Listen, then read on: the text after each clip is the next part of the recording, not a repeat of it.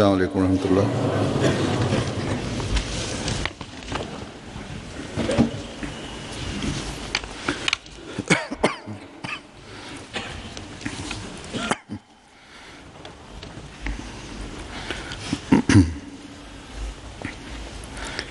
أشهد أن لا إله إلا الله وحده لا شريك له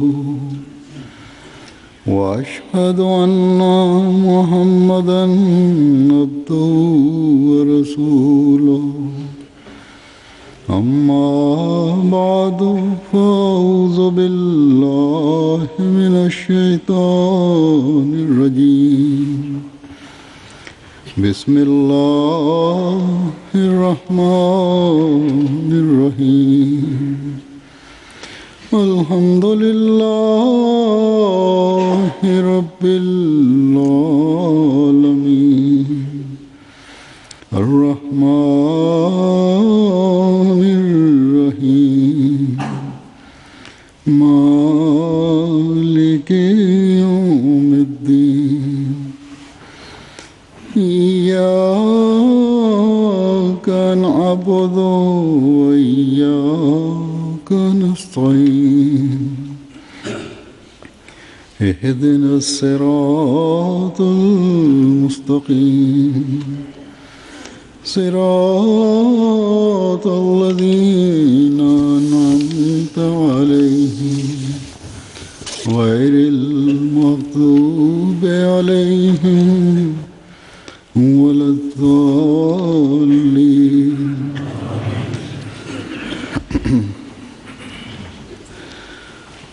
मुखालिफीन Ahmadiyyat. Wir beginnen mit der Übersetzung der Freitagsansprache von Hazur Aqdas. Die Gegner der Ahmadiyyat haben angefangen von der Behauptung des falschen Messias, dass er der falsche Messias ist, bis heute nicht eine einzige Gegenbehauptung begründet aufstellen können. Die haben stets ihn missachtet in seiner Stellung als Prophet, obwohl demgegenüber der verheißene Messias, tausende Beweise aus dem Koran, aus den Hadith, aus verschiedenen Interpretationen, aus den Büchern, aus dem Wissen der vergangenen Gelehrten bewiesen und nachgewiesen, dass er der Messias und Mahdi ist, der verheißen worden ist, sowohl im Koran als auch in den Hadith. Der verheißene Messias hat in seinem hat bestätigt, dass durch das Verhältnis zwischen Allah und ihm, dass er der wahre verheißene Messias ist, und die Menschen, auf deren Herzen eine schwere Bürde lastet, dass die nicht erkennen können, dass deren Brust sich nicht öffnet, dann werden die niemals das anerkennen können. Niemand kann deren Herzen wirklich aufschließen. Die rechtgeleiteten Menschen allerdings, die den verheißenen Messias anerkannt haben und Bayat mit ihm gemacht haben, sie haben das Bayat gemacht, und in deren Schicksal lag diese Rechtleitung. Die Menschen allerdings, die durch die Angst vor den vermeintlichen Gelehrten des Islam nicht in diese Gemeinde gestoßen sind, denen ist all das enthalten. Die haben nichts davon gelernt und haben nichts verstanden und sind bis heute fortwährend in diesem Dilemma.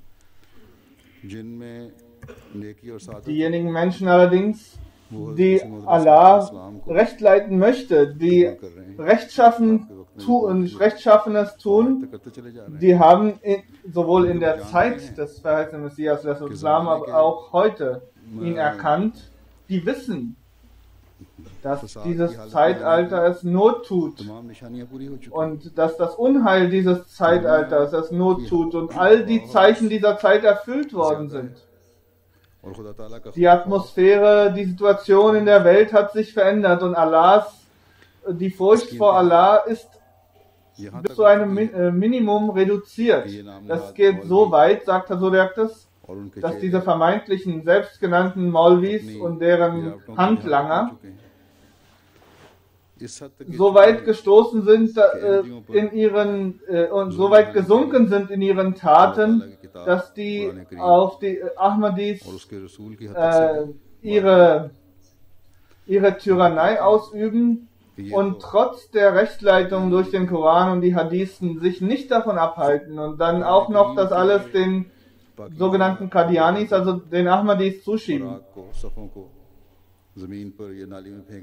Die haben, wenn diese Leute die heilige Schriften in die Mülltonne stecken oder auf den Boden werfen und anschließend dann die Ahmadis dafür beschuldigen, dass die das getan hätten.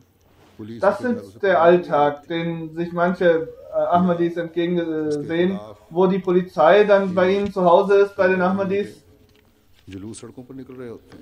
und ihn mitnehmen möchte oder dann und inhaftieren möchte deswegen, oder dass große Demonstrationszüge gegen die Ahmadis dann losziehen.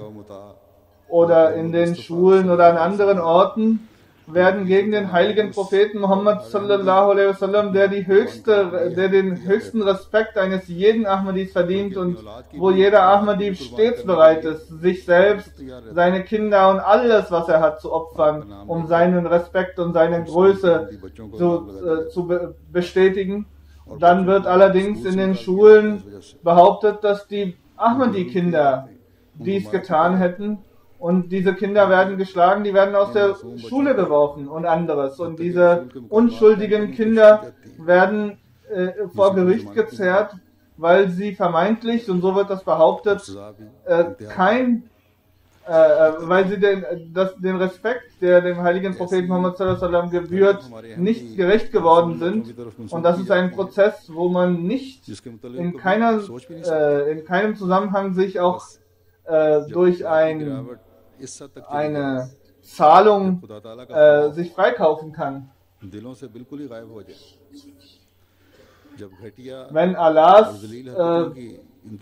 Wenn aus den Herzen der Menschen die Furcht vor Allah vollständig verloren geht, dann sind die Menschen, die Opfer davon sind, deren Gebete, die werden erhört und die gelangen zum Herrn. Und die Situation, die wir heute in Pakistan sehen, das ist genau so, wie, so sagt Herr Sudak, dass ich auch vorher bereits erklärt habe. Die Duas sollten für die Ahmadis gesprochen werden. Es ist notwendig, in unseren Gebeten immer die Entwicklung der Jamaat Ahmadiyya in unseren Gebeten einzuschließen, damit Allah die Menschen, die im Namen des Islam Falsches verbreiten und Unheil verbreiten, dass Allah sie ergreift und zur Strafe zieht. Das sind die Menschen, die den heiligen Propheten Muhammad sallallahu alaihi wasallam seinen Namen und seine Botschaft in die falsche Richtung gebracht haben. Und die Menschen, die recht geleitet sind und die eine offene Brust haben, mögen das diejenigen Menschen sein, die heute den Imam Mahdi dieser Zeit erkennen. Unsere verschiedenen Programme, die wir auf MTA sehen, da werden in den Live-Programmen viele Live-Caller geschaltet. Das sind Anrufer geschaltet, die ihre Fragen stellen und dann später auch Bayat machen. Es ist nicht so, dass ein Großteil der Muslime Teil dieses Komplotts ist. Es ist allerdings wirklich so, so sagt Hazur, dass wegen einer grundlegenden Angst नहीं चाहती die überall verbreitet या wird समझती है und auch in gewisser Weise aufgrund der Unwissenheit diese Leute verängstigt sind und auf Distanz मुल्ला के bleiben. खौफ से Und insbesondere आम शहर das की हुकूक देने को भी तैयार नहीं der Staat Pakistan erklärt den Muslimen nicht die Rechte zu, spricht denen nicht die Rechte zu, die einem normalen Bürger zuteil werden müssen. Und die Mullahs haben in den Herzen der Menschen, die wenig wissen über den Islam, die Sache verbreitet, dass die Ahmadis anstelle des heiligen Propheten Muhammad sallallahu alaihi wasallam, Nauzubillah, den verheißenen Messias als letzten Propheten anerkennen. Und das ist falsch. Also sagt, wir sagen, dass der heilige Prophet Muhammad sallallahu alaihi wasallam und sein wahrer Diener im Vergleich zu allen anderen Gläubigen, zu allen anderen Gründern der Religionen, er ist gekommen, der größte Diener des heiligen Propheten Muhammad sallallahu alaihi wasallam, um all die Menschen unter dem Schirm des heiligen Propheten Muhammad sallallahu alaihi wasallam zusammenzuführen. Und er hat die Menschen, die den heiligen Propheten Muhammad sallallahu alaihi wasallam und seine Botschaft des Islam angegriffen haben, verteidigt. Hat die Botschaft verteidigt gegenüber diese Feinde. Er ist wie eine stählerne Wand davor getreten und hat die aufgehalten und zurückgeschlagen in ihren Argumenten. Sogar noch weiter hat er die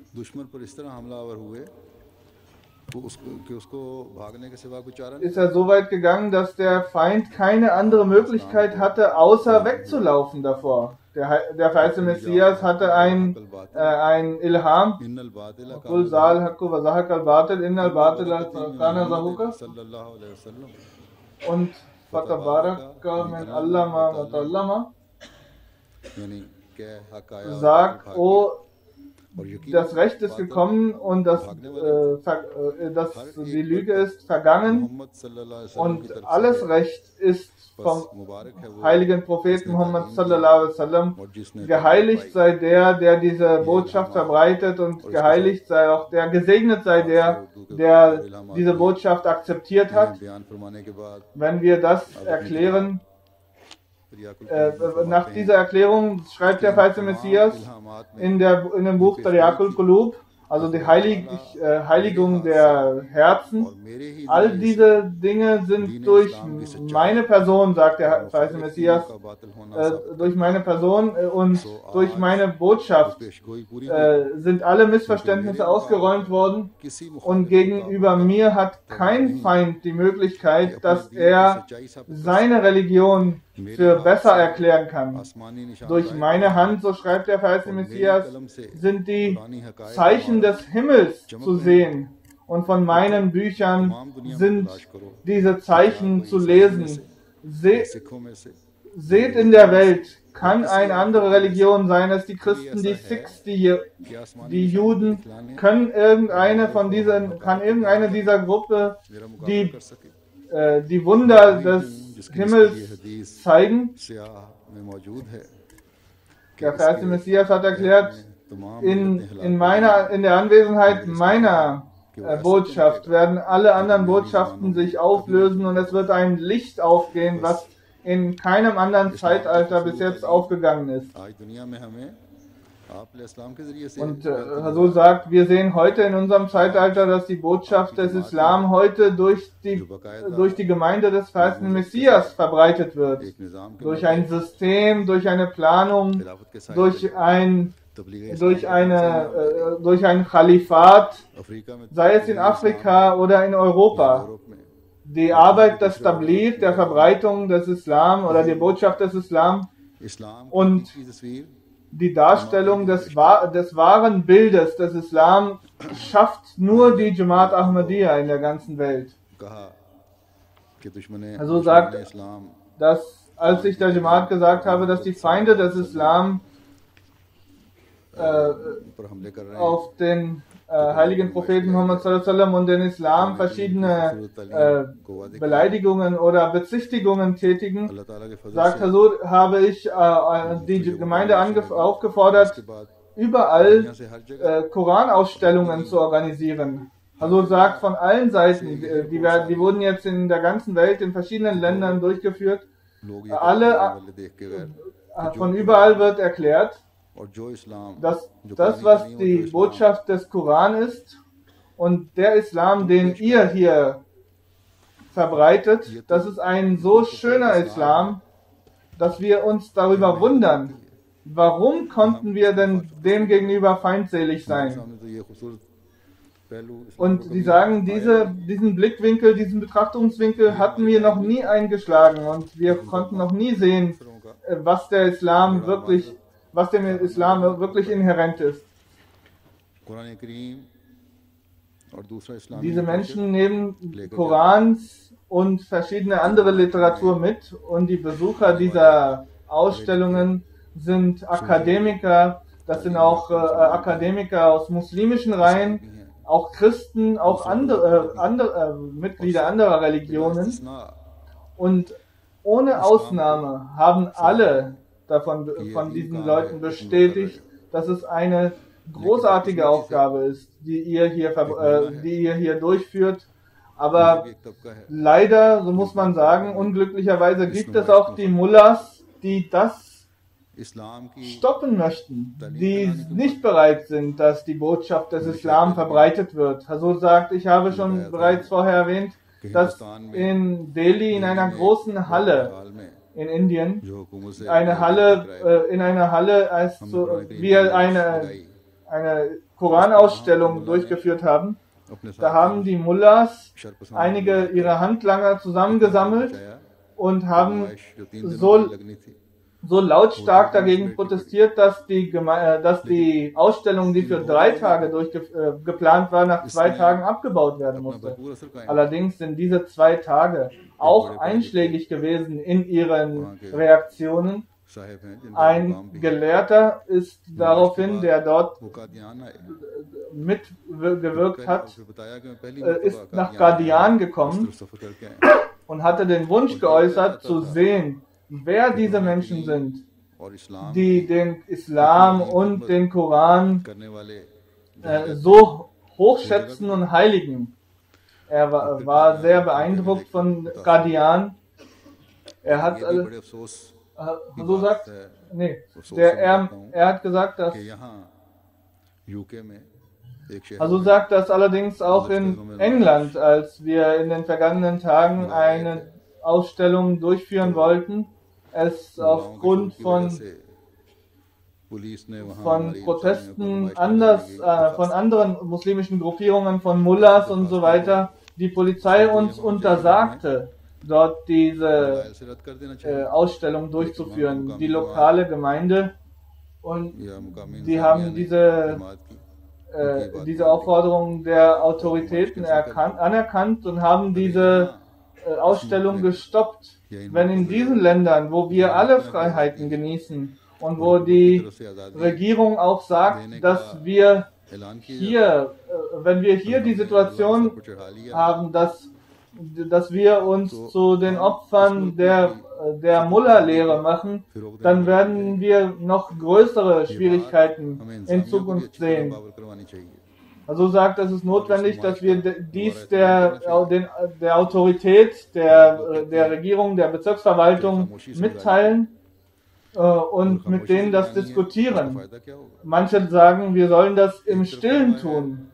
Wieso sollten wir das im Stillen tun? Es ist unser Versprechen, dass wir die Botschaft des Warners Allahs dieser Zeit verbreiten werden. इस मुल्क में Also sagt मैंने wir, कहा wir haben hier in diesem Land हुकूमत दावा करती einen है, Rechtsstaat कानून नहीं है। und es ist die Aufgabe des Rechtsstaates, हमारा काम dass dieser Rechtsstaat für die Einhaltung der की अदायगी करना Rechte der Menschen, der Gruppen einsteht. और ये तुम करो Und so sagt, das ist die Situation, dass die Mullahs मुल्ला का auch कि गैर मुस्लिम in, ममालिक में in verschiedenen nicht-muslimischen Ländern, so wie Indien oder hier in England, और इस्लाम को versuchen पहुंचाने की mit कोशिश होती aller है Kraft und aller Gewalt, diese Verbreitung der Botschaft zu stoppen. Die können nicht anerkennen, wie können diese Menschen, die können nicht anerkennen, dass diese Arbeit, die so schöne Arbeit, die Verbreitung der Botschaft des Islam und der wahren Lehre des Koran durch die Ahmadis stattfindet. Das sind die sogenannten Handlanger des Islam, die eigentlich für sich beanspruchen, den Islam zu leben, allerdings dieses Verhalten an den Tag legen. Also sagt, es ist notwendig, dass wir die Botschaft des Islam in der ganzen Welt verbreiten. Inshallah werden wir das tun. Und das werden wir fortwährend tun. Und Hazur das sagt, wir werden das machen, damit wir die ganze Welt unter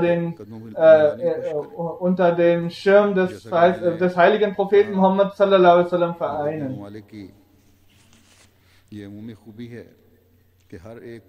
In diesen westlichen Ländern ist es von besonderer Bedeutung, dass eine gewisse Egalität zwischen den Gruppen existiert. Alle Gruppen sind gleich.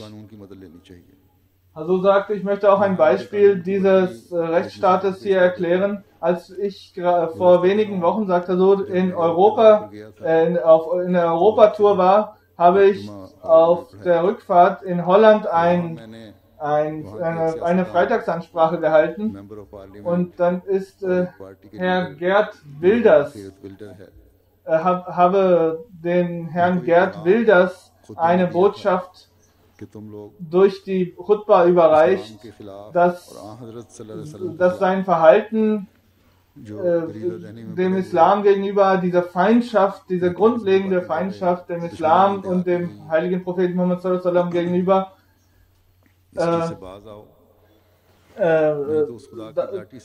getätigt habt und dass andernfalls Allah sich dafür rächen kann. Allah hat die Macht, dass er solche Menschen, die seine Geliebten verurteilen, selbst straft. Hazur hat gesagt, ich habe auch darauf hingewiesen, dass wir mit den Duas, mit Gebeten dem gegenhalten werden.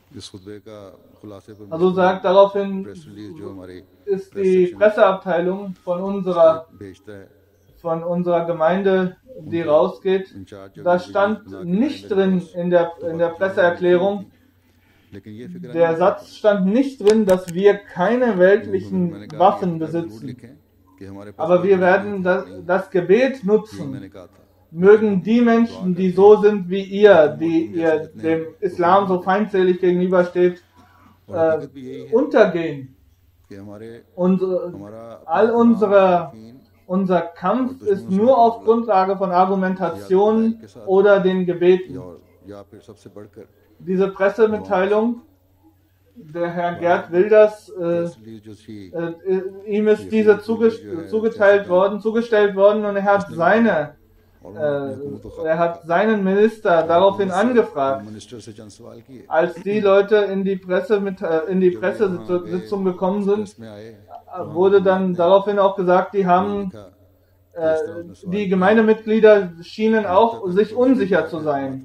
Aber wenn das Innenministerium fragt, brauchen wir nicht Angst haben, sagt er so. Es ist notwendig, dass wir unsere Überzeugung ganz offen darlegen. Die Grundlage für all diese Schwierigkeiten hat dieser Mensch selbst zu verantworten, der diese falsche, populistische Art und Weise sich nutzt, der gegen den heiligen Propheten Muhammad sallallahu alaihi wasallam sogar kritische Filme aufgezeichnet hat. Wir haben uns daraufhin nur zu einer Antwort erwägen lassen und wir sagen, das ist unsere große Überzeugung, dass Allah die Ehre den Respekt seiner Geliebten aufrechterhält. Und daraufhin hat die Regierung der Niederlande oder das Innenministerium das auch beantwortet. Und dieser gesamte Vorgang ist in den Medien auch erschienen.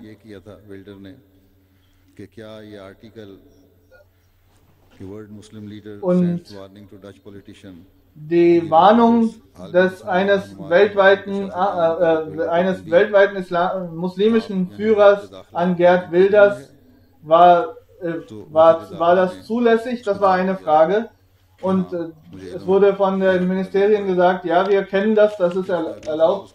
Dann in der zweiten Frage, Mirza Masroor Ahmad hat die Frage gestellt, alle Menschen, so wie ihr und eure Partei, ihr werdet untergehen. Er sagt, dass auf Grundlage dieser Aussage, was kann das Innenministerium für Gegenmaßnahmen durchführen? Das Innenministerium oder der Innenminister hat gesagt, diese Menschen die haben in ihrer eigenen Presseerklärung allen mitgeteilt, dass diese Menschen nicht Unheil verbreiten werden. Sie werden nur Gebete verrichten und das Anliegen an eine höhere Macht übergeben. Das ist nicht gefährdend für einen Staat.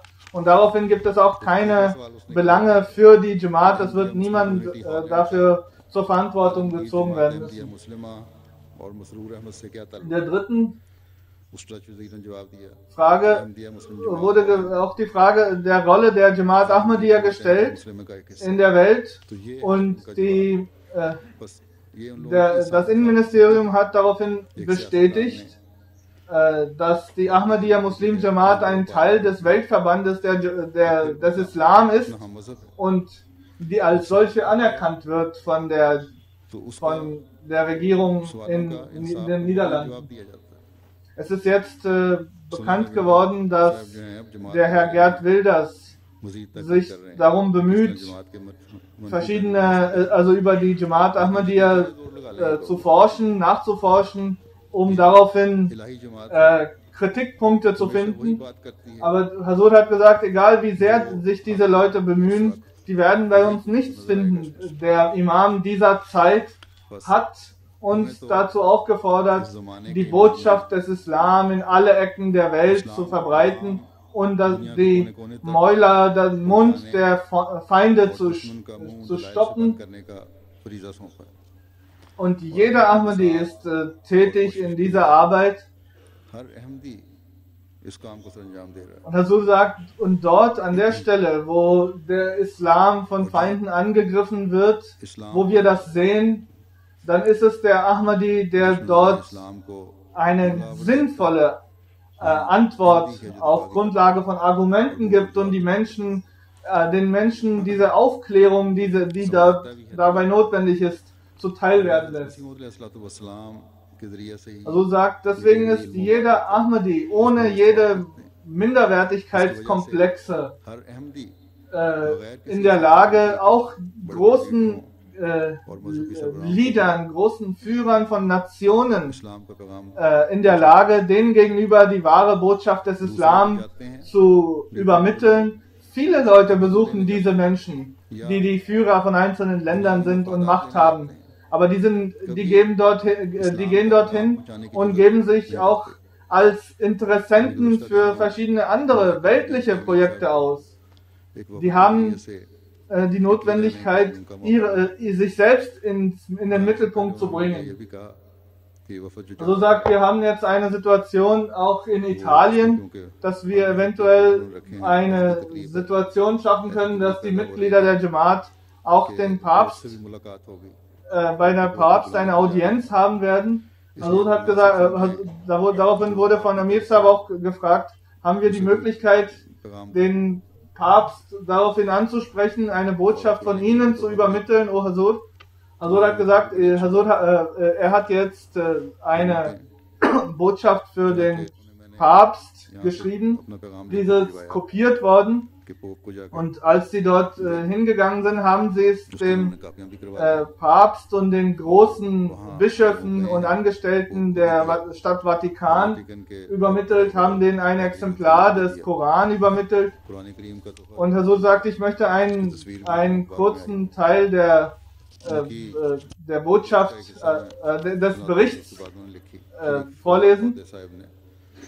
Odesab schreibt, dass कि खाकसार ने am 10. November 2011 wir im Vatikan 10/11/2011 den Papst besucht haben und der große Rabbiner मुलाकात की जिनमें aus Israel के Israel, viele andere Religionsgruppen waren auch persönlich anwesend.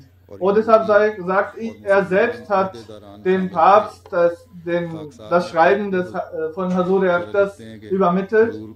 Er hat dieses Schreiben mit seiner eigenen Hand empfangen und daraufhin hat Odesab dem Papst auch ein Exemplar der italienischen Übersetzung des Korans überreicht. Italian और Israel TV ने In verschiedenen Medien sind die Bilder von Odesab zusammen mit dem Papst खाकसार की auch abgedruckt worden und veröffentlicht worden. Viele Journalisten, die auch die Kopie dieser Botschaft von Hazur Akhtas bekommen haben, haben das auch gelobt. इस खत की कॉपियां Viele Kardinäle इसी तरह मैंने Vatican und andere Personen haben diese Botschaft auch bekommen. Und cardinal Odesab sagt, die मैंने यहाँ anderen Konferenzen und Institutionen habe ich auch angesprochen und die haben auch Interesse gezeigt, auch in Zukunft diese Verbindung aufrechtzuerhalten. तो जो खत मैंने पोप को लिखा था In der Botschaft, die Hazur geschrieben hat, war die Botschaft des Koran. Quran करीम की आयत थी कि कुल या अहल किताब तालो इला कलिमतिन सवाइम बैनना व बैनकुम अल्लाह नाबुद O sag du, o Gelehrter der Schriften, kommt zu diesem Glaubensbekenntnis, was euch zwischen uns unterscheidet, आ जाओ dass wir niemand anderes anbeten werden außer Allah ईमान मुश्तरक है und dass wir niemand anderen als Allah करेंगे zu unserem Schöpfer erklären.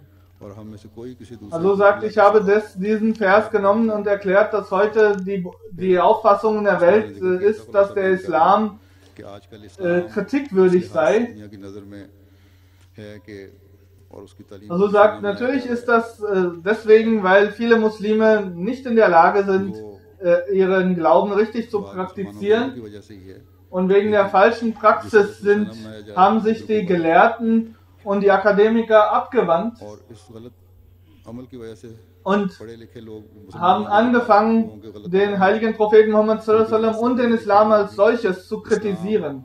Aber so wie es die Botschaft von allen Religionen ist, ist das auch die vom Islam, den Menschen Allah, also dem Schöpfer nahe zu bringen बंदे को und näher zu bringen. इसी तरह Und इस्लाम की तालीम es ist nicht notwendig, dass der Islam als solcher allen gegenüber kritisiert wird. इस्लाम पर Hazur hat ferner auch geschrieben, dass der Islam uns lehrt, dass wir all die Propheten, die im Koran oder in der Bibel oder in anderen heiligen Büchern erwähnt sind, dass wir sie respektieren. उन अम्बिया का जिनका Wir sind die Diener des heiligen Propheten Muhammad sallallahu alaihi wasallam, wir sind ergebene Diener von ihm und wir haben großen Schmerz, wenn andere Menschen तकलीफ पहुंचती है ihn, हमारे नबी सल्लल्लाहु अलैहि sein Leben, seinen Charakter kritisieren und ins falsche Licht stellen. हम इन हमलों का जवाब देते हैं लेकिन Wir, आप सल्लल्लाहु अलैहि वसल्लम की खूबसूरत तालीम die Botschaft des Islam ist die Botschaft des Friedens und der दुनिया Brüderlichkeit. के सामने रख Und die grundsätzliche Botschaft ist, dass man gottesfürchtig ist und sich darin weiter steigert. बुनियादी तालीम ये है Und 5-mal am Tag rufen wir dazu und in unserem Gebet wird die Herrlichkeit इसको फैलाने des के लिए allmächtigen Schöpfers gepriesen und wir bestätigen, dass der heilige Prophet Muhammad sallallahu alaihi wasallam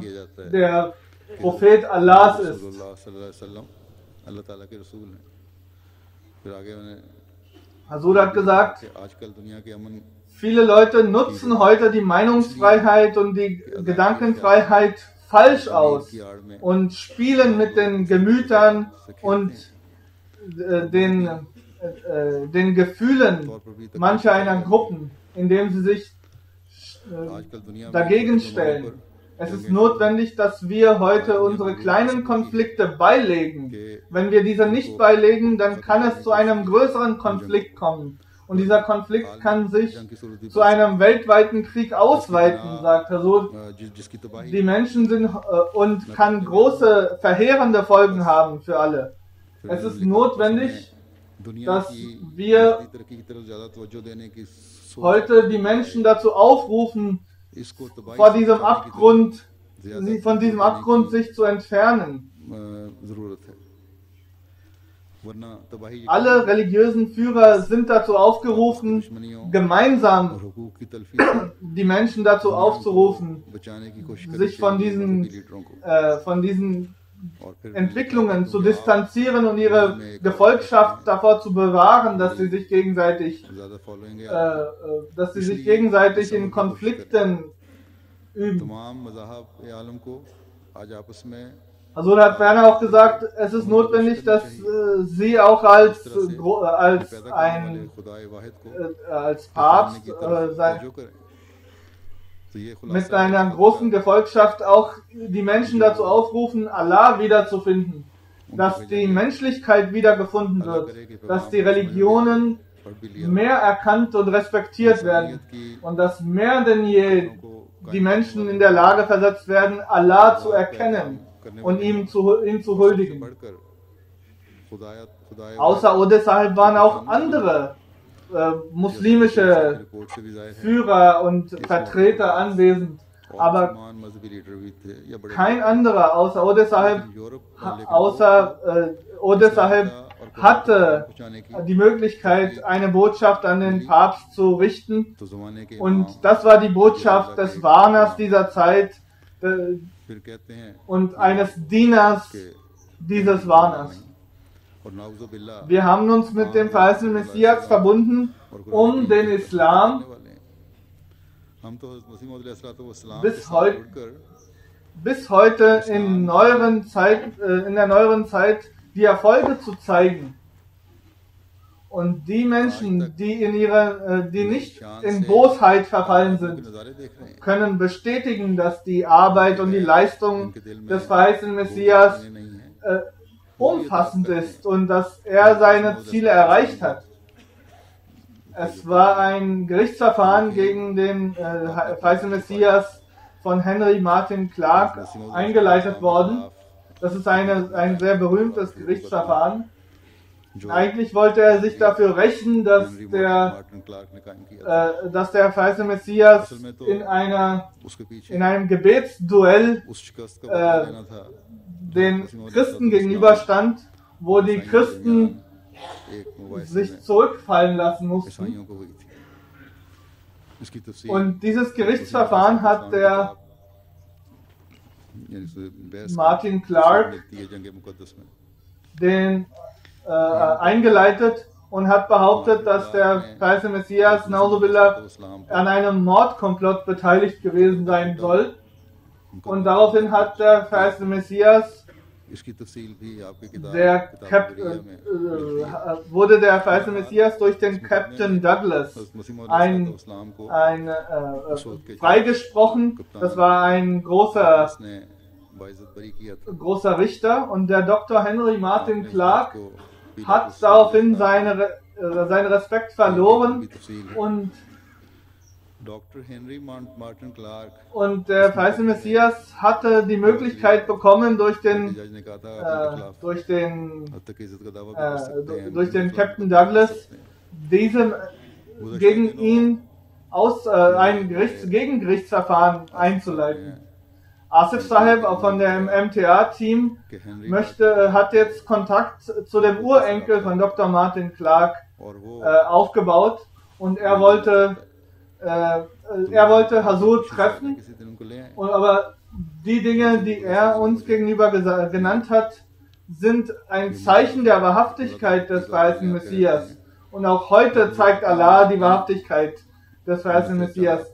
Also sagt, ich habe über den Heiligen Krieg gesprochen, und der Urenkel von Martin Clark hat erklärt, dass Henry Martin Clark in der Vergangenheit verloren gegangen ist. Er ist in der Vergangenheit verloren gegangen, aber derjenige, der gegen ihn stand, ist in der ganzen Welt verbreitet. Ist er erfolgreich gewesen. Er hat bestätigt, vor wenigen Jahren wusste ich nicht, was mein Urgroßvater, wer er war. Vor kurzem habe ich das erfahren, weil ich nach meinen Vorfahren mich erkundigte und erforschte. Also sagt, er war ein sehr respektvoller Mensch. Er hat daraufhin auch nach dem Meeting, nach dem Treffen, hat der Asif Saab gegenüber auch bestätigt, dass er in einer sehr emotionalen Situation während dieses Treffens mit Huzur Aqdas gewesen ist.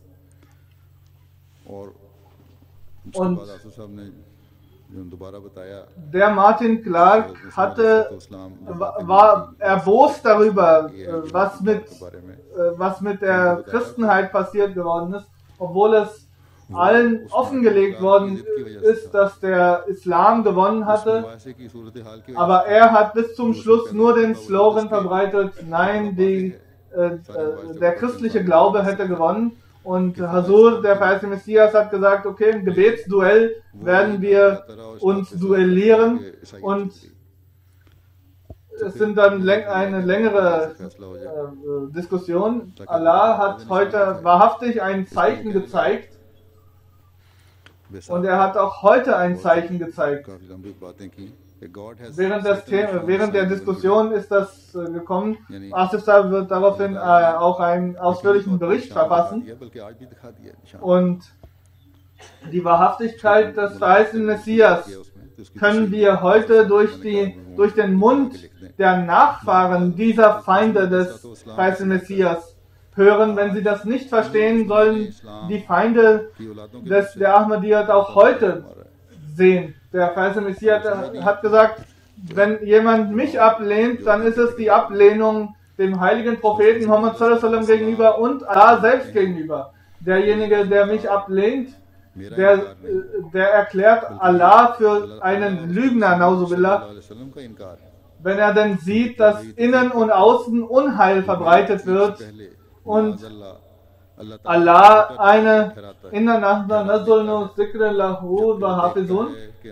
trotz dieser Worte hat Allah den Menschen nicht beiseite gestanden, obwohl sie denn in dem Vers Istakhlaf, dass Allah versprochen hatte, auch hier einen Statthalter, einen Kalifen einzuführen, und Allah hat dieses Versprechen vergessen, ist es das? Und die müssen dann auch ablehnen, wo der im Koran den heiligen Propheten Muhammad sallallahu alaihi wasallam als Äquivalent zu Moses die Stellung gegeben wird. Dann ist es notwendig, dass auch zum 14. Jahrhundert auch in der Umma, in der Gefolgschaft des heiligen Propheten Muhammad sallallahu alaihi wasallam ein Messias und ein Mahdi kommt. Dann müssen diese Menschen auch diesen Vers ablehnen,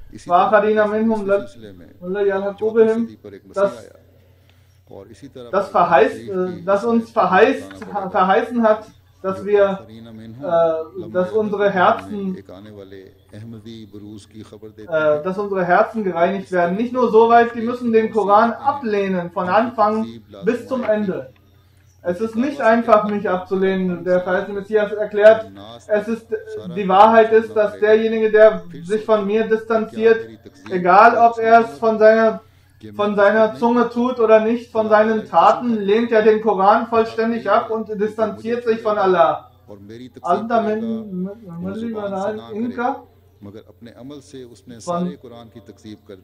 Durch meine Ablehnung wird Allah abgelehnt, und derjenige, der mich akzeptiert, akzeptiert Allah. Und das ist, wenn jemand mich ablehnt, dann lehnt er den heiligen Propheten Muhammad sallallahu alaihi wasallam ab. और फिर मेरी तकजीब Und मेरी er तकजीब नहीं möge bitte von Allah erflehen, dass er ihm zeigt, was die wahre, was er in Wirklichkeit abgelehnt और hat. अपने दिल में सोचे Und es ist ein Dua, तलब करे कि वो किस vergegenwärtigt euch, dass ihr durch diesen Kampf याद रखो in Feuer begebt und eure eigenen Gliedmaßen zerstümmelt. बस तुम खूब याद Möge es nicht sein, dass ihr euch selbst verstümmelt und umbringt. Wäre das eine menschliche Arbeit gewesen, ऐसा ना हो dann wäre ich nicht mal zum Abschluss meines Lebens gekommen und hätte nicht diese Botschaft verbreiten können. Ist denn jemand euch bekannt, der die Behauptung aufgestellt hat, dass Allah mit ihm kommuniziert und trotzdem einen inneren und äußeren Frieden erreicht hat? Nein, ich bin traurig darüber, sagt der falsche Messias. Ihr erseht die Zeichen und die Verse, die Allah dem heiligen Propheten Muhammad sallallahu alaihi wasallam gezeigt hat, nicht an und erkennt diese nicht. Allah hat selbst versprochen, dass er einem Lügner seine Hauptschlagader durchschneidet, wenn er ein Lügner ist und allen erklären möchte, dass Allah mit ihm ist. O ihr Brüder, distanziert euch von eurer Feindschaft, legt eure alten, schlechten Gewohnheiten ab, schreitet voran in der Gottesfurcht, möge Allah eure Untaten verzeihen, habt Angst und erfleht und seid reuig, zeigt Reue, damit Allah euch vergibt.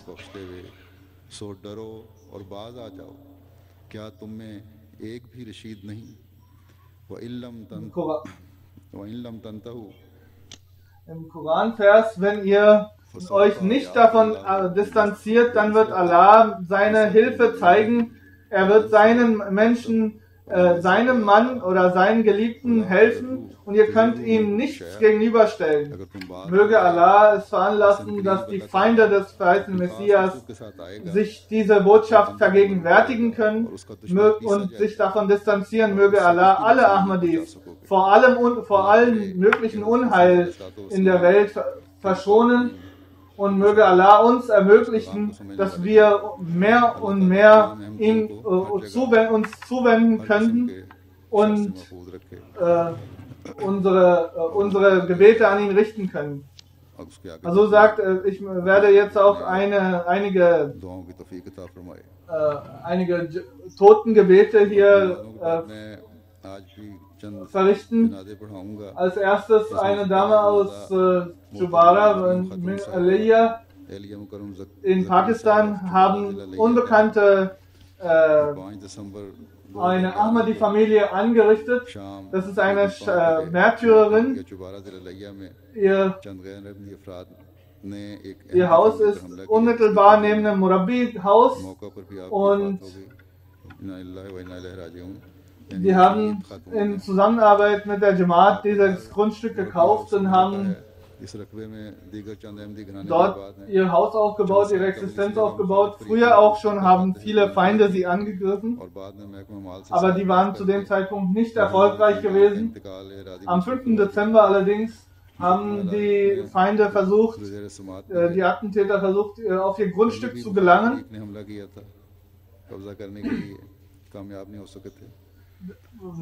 Durch die Gerichtsmedizin ist bestätigt worden, dass sie durch die Verletzung durch einen großen Stein dahingeschieden ist. Die zwei Schwestern ihres Ehemannes sind auch verletzt. Ihr Alter war 25 oder 26 Jahre. Die ganze Familie, das sind Agrarwirte. Ihr Schwiegervater hatte 1992 dieses Grundstück der Jamaat übergeben und um darauf ein Murabbi-Haus errichten zu lassen. Und so wie wir in Pakistan es kennen, gab es Schwierigkeiten, haben Da haben die Gegner die Grundbucheintragungen ändern lassen तरीक है und umschreiben lassen, ये sodass es daraufhin viele Schwierigkeiten gegeben hat. मिलकर साजबाज करके Als der DPO, der Director Police in der Gegend, नाम लेकिन बाकी चल रहा था darüber unterrichtet wurde durch die Gemeinde, hat er nur erklärt, ich kann die anderen, die gegnerische Partei nicht enttäuschen und hat daraufhin alle Aktivitäten eingestellt gehabt. मदद कर ली कि मैं मुखालिफ फरीक को नाराज नहीं कर सकता Und der Attentäter ist durch die Hilfe der Polizei schon untergetaucht. Sie hat 3 kleine Kinder und ihren Ehemann. Der älteste Sohn ist 9 Jahre alt und die kleine Tochter ist 6 Jahre alt, 6,5 Jahre alt. Maria Parveen heißt तीन sie. छोटे छोटे बच्चे हैं पसमानदगान में खामद के अलावा बड़े बेटे की उम्र 9 साल है 4 साल Und sie hat noch einen Sohn, der ist बच्ची 5,5. है मारिया परवीन 6.5 साल Das zweite Janaza ist von der Frau von Ahle Darwesh Marhum. 5.5 साल Sie ist am 3. Dezember 2011 gestorben. Sie wohnte in Bihar, in dem Bundesland Bihar in Indien. Elia मुकरम बहादुर खान साहब जी। दरवेश मरहूम कादियान का ये 3 दिसंबर 2011 को वफात पा गई Sie hat von klein auf viele Gebete verrichtet Bihar की und im Jahr 1952 ist sie nach Qadian gezogen. इस्लाम की बहू थी बचपन से जाने के लिए दुआ करती Sie war selbst auch थी Dichterin नज़म भी und hat verschiedene Gedichte अल्लाह geschrieben. ताला ने आपकी ये दुआ सुनी और शादी के बाद 1912 Sie hat ein Zeitalter des Derwischtums mit ihrem Mann verbracht. Nach dem Ableben ihres Ehemanns hat sie 29 Jahre lang alleine als Witwe in Qadian verbracht. Sie hat stets darauf Wert gelegt, ihre Kinder gut zu erziehen. Sie hat 5 Töchter und mehrere Söhne. Das dritte Janaza ist von Herrn Suleiman Ahmad Sahib, Muballigh Indonesia. Er ist am 1. Dezember 2011 gestorben in Lillahi. Er ist gestorben an Herzversagen. Er ist 1953 geboren. Er ist im Jahr 1978 Ahmadi geworden und im Jahr 1979 hat er sich für die Jamia Ahmadiyya in Rabwa angemeldet. Er ist daraufhin dann zurück, nach der Ausbildung nach Indonesien gegangen. 1979 में जामिया Ahmadiyya Er hat insgesamt an 9 verschiedenen Orten gedient, der Jamaat. Und außer seiner Frau hat er jetzt 3 Kinder hinterlassen. Möge Allah all den Hinterbliebenen viel Geduld ermöglichen. Das vierte Janaza ist von Herrn Carlos Sahib aus Sierra Leone in der Region. Er ist bis zum Alter von 15 Jahren ist er ohne Schuhe rumgelaufen. Er war so arm gewesen, dass er sich nichts leisten konnte. Aber im Erwachsenenalter ist er zu einem Board-Mitglied, also zu einem Aufsichtsratmitglied einer größeren Gesellschaft in Sierra Leone aufgestiegen. Er war ein rechtschaffener Mensch. Er hat 2 Töchter und 4 Söhne hinterlassen und seine Frau Ahlia Hajia Salman Sahib Kalu, sie war Nationalsadr der Lajna. Einer seiner Söhne ist Tommy Kalu Sahib, er ist ehemals Sadr Majlis Khudamul Ahmadiyya in England gewesen. Möge Allah die rechtschaffenen Taten seiner Kinder fortsetzen. Von all den genannten wird das Namaz Janaza nach dem Namaz Jumma verrichtet werden.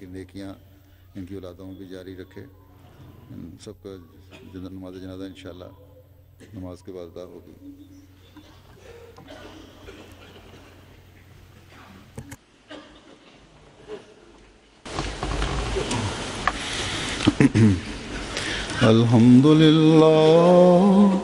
الحمد لله نحمده ونستعينه ونستغفره ونؤمن به ونتوكل عليه ونعوذ بالله من شرور أنفسنا ومن سيئات أعمالنا من يهده الله فلا مضل له ومن يضلل فلا هادي له ونشهد أن لا إله إلا الله ونشهد أن محمدا عبده ورسوله عباد الله رحمكم الله إن الله يأمر بالعدل والإحسان وإيتاء ذي القربى وينهى عن الفحشاء والمنكر والبغي يعظكم لعلكم تذكرون اذكروا الله يذكركم وادعوه يستجب لكم ولذكر الله أكبر.